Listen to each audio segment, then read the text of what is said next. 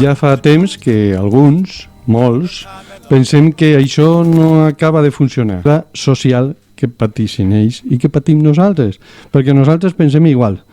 Tants segles de confondre el sentit crític i la creativitat personal amb l'individualisme consumista els estan passant factura per tots els costats.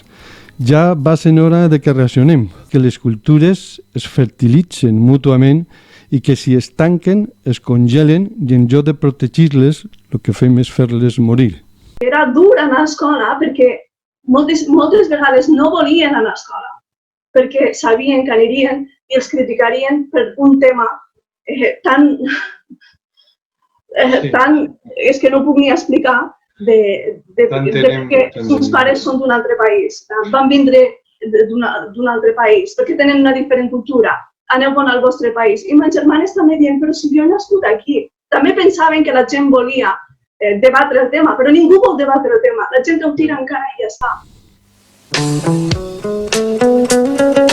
No, respecte a lo que deia la Sira a la seva intervenció, de tot el que ha dit, ella ha dit que per exemple als mitjans de comunicació no veu diversitat. Hi ha un mitjà de comunicació que es diu Afrofèmines, que tenen un Instagram que vos recomano, que elles diuen que la diversitat és que t'inviten a una festa, la inclusió és que t'inviten a ballar i la igualtat és ser organitzadores d'aquella festa. A quin punt creieu que estem a Terres de l'Ebre? Al punt de que vos inviten, al punt de que vos traguen a ballar o al punt de que organitzéssiu la festa? Jo crec que encara ens estan invitant a ballar molt. Ens estan invitant a ballar sobretot només als espais on es parla d'això, on només vulguem parlar de racisme o només vulguem parlar d'esta part de la nostra identitat, oblidant-se a vegades de que som més que persones migrades o que en un moment de la nostra vida vam ser nouvingudes. A mi que després de 20 anys se me considera nouvinguda, doncs no ho sé, jo em considero tortosina i si me'n vaig fora a Barcelona el primer que em surt és dir que soc tortosina.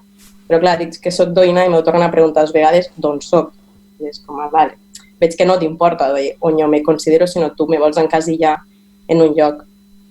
I jo crec que la igualtat seria això, no? Com diuen les noies d'Afrofèmines, seria nosaltres organitzar els tallers de ràdio, parlar de qualsevol cosa de Tortosa, d'altres vivències que no siguin només com hem viscut el racisme o com hem viscut la nostra acollida. En agraïment, però simplement contestant a la pregunta, recordant que estem parlant de que encara estem en este pas, no? De que s'ha començat a parlar.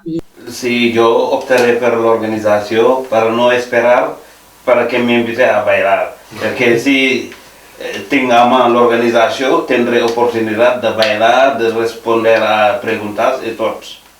En el cas de la integritat sí que noto i considero que és bastant bé, però el fet d'organitzar, el que sí que he notat, Vicent, és que sí que te volen tindre integrat, però a la majoria no els agrada que ocupis un lloc superior a ells, dir-ho, saps? Diguéssim, un estranger que faci alguna més per damunt meu, com a que, en el meu punt, des del meu punt de vista, és el que he vist, no acaba d'agradar. Que també això, un comentari, dic, jo no soc d'aquí perquè jo porto 20 anys d'aquí, en tinc 26, què és ser d'aquí per a tu? Quan me donaràs el carnet de ser d'aquí? Quan ja tingué 70 anys i estic aquí morint-me de velleta, ja seré d'aquí o continuaré sent estrangera? En quin punt em permetrà ser d'aquí? Mai ho seré. Però clar, vull dir, hem de fixar-nos en el nostre dia a dia, com diu Miki, no ho sé, vull dir, falta molta feina. El llenguatge és molt important perquè al compartir espais els nens ho escolten, com diem, no? Des de l'escola fins al bar, fins a la plaça del poble i anar amb molta cura. Dins me fa molt de mal que no sé cómo explicarlo, porque, por ejemplo, nosotros todos somos seres humanos. Estem a l'escala, jo vaig veure que la gent aquí són a l'escala 10, jo el que faig és intentar pujar com ells. Però pujar com ells és fer el que fa la gent d'aquí, intentar estar bé amb la gent, participar a la societat, tot això. Però si com emigrant intento sortir de la manta, d'anar allà, i pujar normal com la gent d'aquí, viure normal, tindre cotxe, i tindràs més problemes.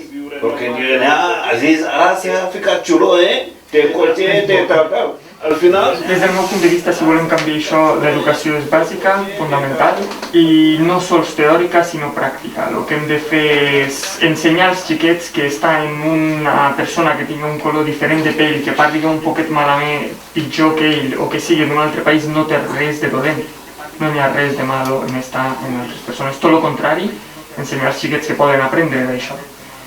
I bàsicament és això, canviar un poc el que ensenyem, deixar una mica tanta teoria i tantes coses i començar a preparar un poc els xiquets més per a lo que realment es troben quan surten.